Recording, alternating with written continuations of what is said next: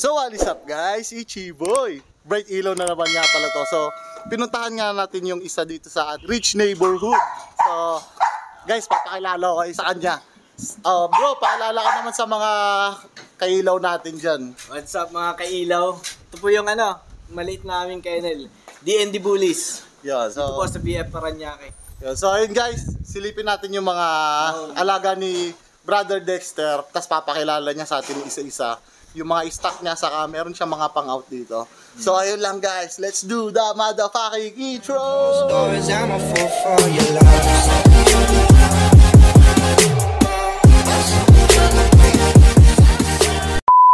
Ayun, guys, ito nga pala yung ito import to sa China, puppy. Puppy lang, para lang sa pandagdag natin sa breeding. Tapos ito, ano to? Female?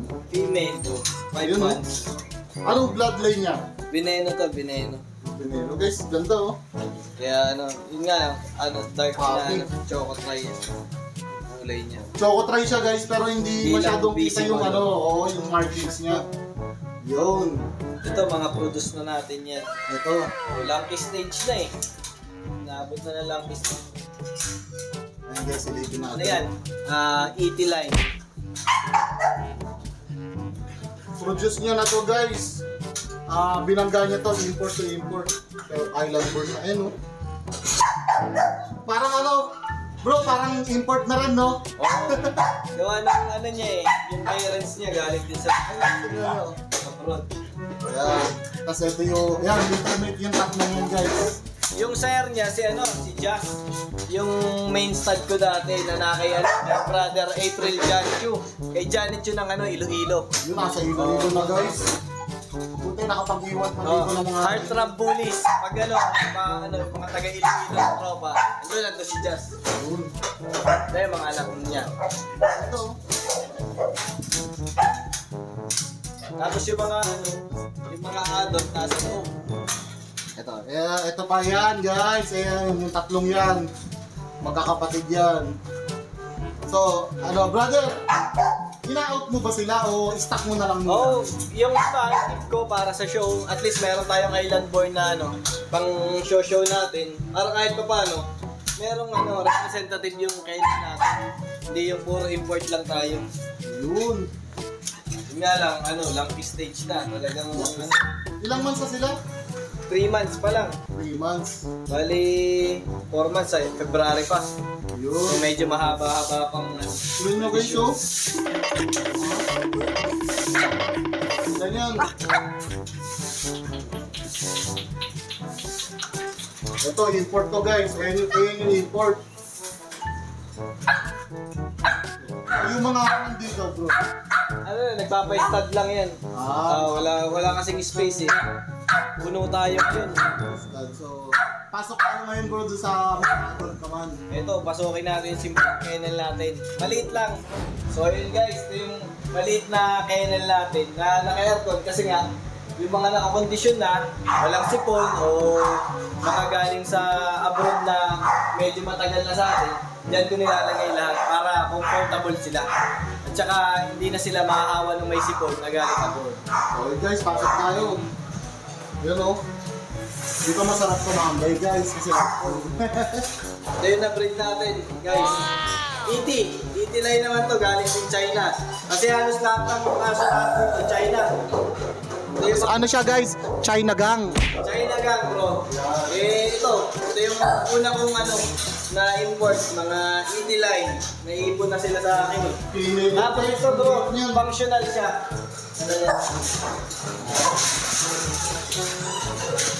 Saka tignan nyo guys, ang baba niya no. Oo ha. Tapos ito brother, ang ganda ng copy mo dito ha. Yan yung Euro line naman siya. Naabot na ng mga 5 months na. 5 months na daw guys. Ano to? I-out mo rin o stock lang? Hindi, bali may buyer na yan. Kinokondisyon ko muna sila bago ko ibigay sa client. So, kailangan ibibigay natin sila ng walang sipon, walang upo, para kahit pa paano, safe yung client natin, lalo yung mga bago pa lang. So, bali, anong nangyayari pala bro? pagka galing ng China, iuwi mo muna dito, hindi mo agad binibigay sa buyer mo. Kasi pag binigay mo, let's say, bago lang sila naghuli, wala silang idea kung paano magpagamot ng aso. Pag yan, binigay mo ng may sipon o ubo o may sakit, pag lumala yan, kawawa, baka mamatay lang. So, cargo de konsensya pa natin yun. Mapapalitan ko ng aso. Kasi, syempre, malulugi sila. Ayun guys, ito pa, may puppy din dito. Oh. Ayan. Same day. Ano to, 80 din? Ayan guys, mga ano to, mga pang-out. Depende sa inyo kung magustuhan nyo. Ayan guys, oh. Tapos, ito yung... Yan yung pang-stand ko ngayon. Veneno na 80 rin. Right.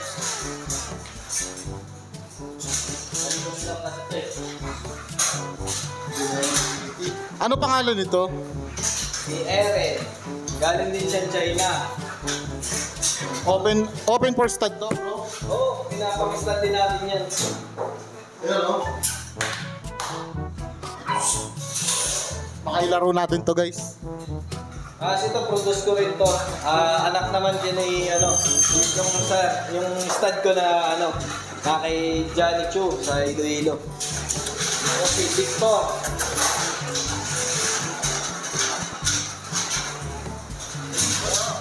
Kapatid niya ba yung mga nasa labas? Oo. Balikit natin to eh. Kit na yan, galing dito na, guys. Victor. Kamukha niya yung yung dam niya. Ito yung dam niya. Victoria. Yan, guys. Ito yung dam nung nandun sa labas kanina, saka nito.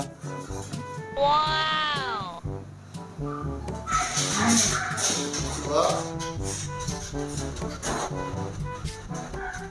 Anong bloodline nga pala niyan, bro? E.T. at Crunch.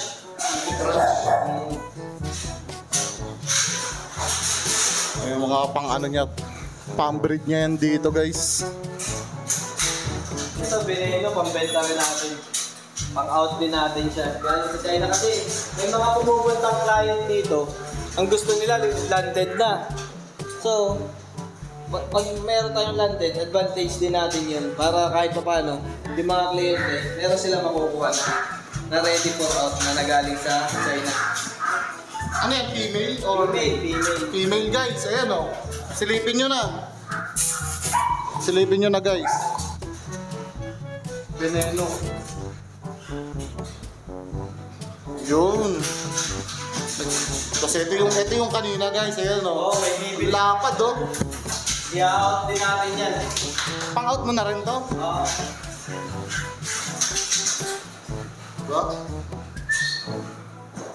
Dito na pala yung A few moments later. So ayun guys, habang binablog ka natin kanina dun sa loob ng kainan, dumating na nga yung buyer ni Brother Dexter dun sa, ayan, mga tiga, sir, mga tiga saan pa po kayo? Pampanga, yun, dinayo talaga, dinayo pa. Gabuli community ni Adrian.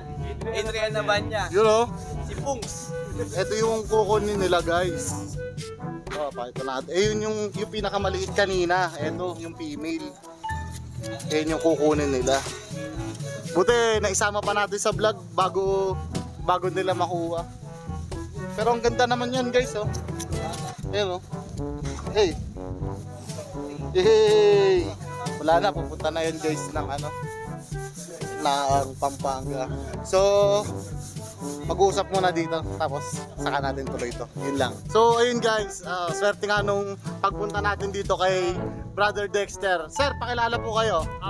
Martin Naval, mga tiga Kabuyaw, Laguna. Yun. Kasi guys, sila yung kumuha nung puppy dito. Dalawang puppy na yan, saka yung isang female dito ni Brother Dexter. So, sir, good luck po sa bago nyong alaga. Lalo sa'yo, congrats! Ayan, ingat po kayo, ingat kayo sa pag-uwi. Ingat. Busy ka soon, bro. Sa Yun, kainan ko. sure yan, sir. Ayan guys, kasi may pinapagawa silang kennel. So, ito yung ilalagay nila ngayon sa bagong kennel nila. Isang pang-breed at isang Ito, ano to guys, oh. Pambreed na to, tapos dalawang puppy. Ganda. Mamaya papakita ko sa inyo yung itsura. Nabidyoan ko na sila kanina eh. Sabi ko, bibidyoan ko na kasi alam ko kukunin eh. Oo, wala na. Ayun, ganda niyan guys. Ganda. Swerte yung bumili. Much later. Ayun guys, dito tayo ngayon sa likod nung kennel nila. Dito, ang ganda ng playpen niya guys, oh. Silipin niya. Ayan. Oh, ayun guys, pakita natin kung huling aso niya dito na future stud to guys. Maganda rin. So, ito, tara. Bro, ito nga pala yung bago nating stud. 7 months old pa lang. Anak ni Da Vinci. China din, no? Galing din China. Oo, syempre, China lang. Condition lang muna natin. Future stud to guys. Pero ano yan, iiwan mo dito o i-out mo rin? Hindi, pang stud na talaga to. Sa'yo na talaga? Oo. You know? Ito bro, ba't siya lang yung nakabukod? Ano kasi bro, pag i-condition natin yung paa para lagi siya nakakalakad. Tapos para nakukondisyon mabuti. Yun nga, nung una kasi dumating yan, may sipol, hiwalay ko. Importante yun bro, dapat talaga hiwalay mo. Tapos wag mo agad ilalagay sa aircon kasi lalala yung sipon niya. Mas maganda siya sa ganyan, open. Maganda nga guys, kasi hindi madulas dito yung lakaran niya, kaya makukulik pa rin yung Mas lakaran niya. ditibay. Oo. Kasi pag madulas guys, katulad ng mga ganito pagbasa, madulas sa kanila, masisira yung faster eh. Pogi no? Meron pa tayong parating. Yun yung aabangan. Yun yung ready na for mating. Ito Kailan kasi kaya bago dadating pa. yun boss? Siguro mga February, first week. Yun! Parating natin. I feel like I'm losing my mind. Is everybody in the world blind? Please, Lord, give me a sign, a sign. I feel like I'm losing my mind. Is everybody in the world blind? Please, Lord, give me a sign, a sign. I wanna be the greatest. Everybody on the fake shit. I look around and feel like everybody is the fakest. I make this every day and I'm impatient, hoping one day I blow up from the basement. Statement, the top is so vacant. I don't hear shit that I think is amazing. Waiting for my day when I'm playing sold out shows for 1,000 faces. Hey, give me that crown, get in my way and to be put down. It ain't your place, all this my town. If I want that shit, then I'll get it right now. I'm losing it, the noose it fits. I'm losing shit, a stupid myth. You choose to live or choose to dip. You choose to fight or lose your grip and lose a gift. Oh, I feel like I'm losing my mind. Is everybody in the world blind? Please, Lord, give me a sign, a sign. I feel like I'm losing my mind. Is everybody in the world blind? Please, Lord, give me a sign, a sign. yeah. There's no mercy in this world, just hunger-thirsty persons in different versions. Each new update, that shit worsens. Why? Pull back the curtain and you'll see the different vermin. We all have different burdens that all seem to cause disturbance. Yo, so do me a favor, don't treat me like a neighbor. Don't need the different flavors of your problems just to savor. I've got my own issues, I need a comb to get through. Don't need to groan with you, just go get your own tissue. I feel like I'm losing my mind. Is everybody in the world blind? Please, Lord, give me a sign, a sign. I feel like I'm losing my mind. Is everybody in the world blind? Please, Lord, give me a sign, a sign. That's it, the end of the song. Next time you'll sing along. Trust me, there's nothing wrong. I just need to carry on, cause society's a myth put there to make you sit. Listen to what they give. Don't ask questions, shut your lid. Yeah, don't ask questions, shut your lid. I need to run away from this and So yun guys, si Brother Dexter din kasi, ano siya, agent siya ng mga exotic bully galing ng China. So brother, sa mga gustong mag-import, ano yung mga kailangan nilang paghandaan pag mag-i-import sila?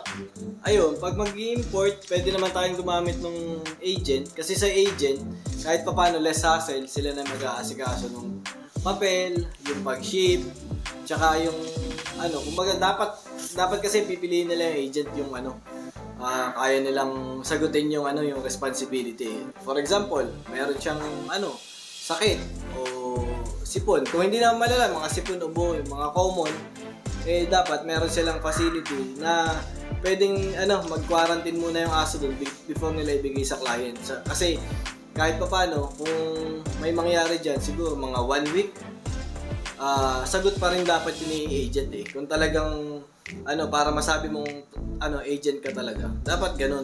Lagi kang naka-ready kahit pa paano, huwag mong papabayaan yung client.